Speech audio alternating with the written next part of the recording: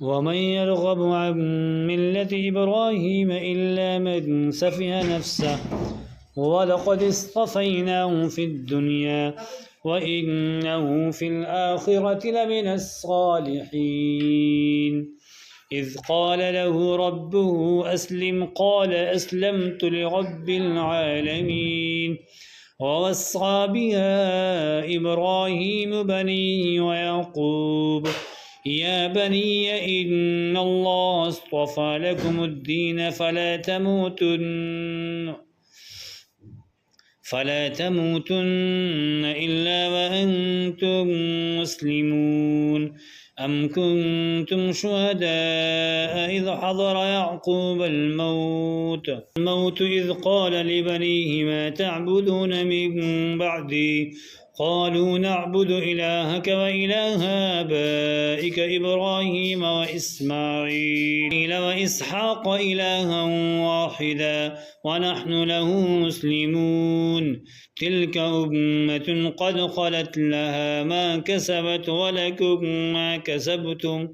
ولا تسألون عما كانوا يعملون قالوا كونوا هودا أو نصارى تهتدوا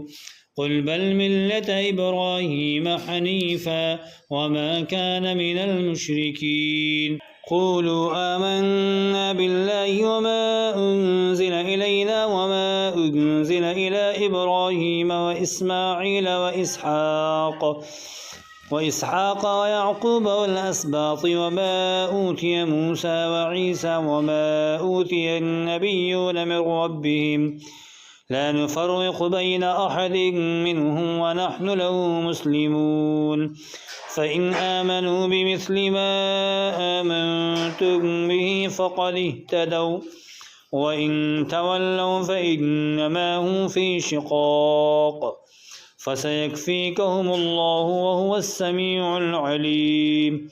صبغة الله ومن أحسن من الله صبغة ونحن له عابدون قل أتحاجوننا في الله وهو ربنا وربكم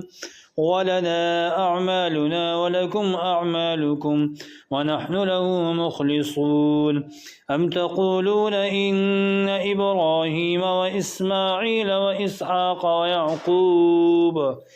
ويعقوب والأسباط كانوا هودا أو نصارى قل أنتم أعلم أم الله ومن أظلم ممن كتم شهادة عنده من الله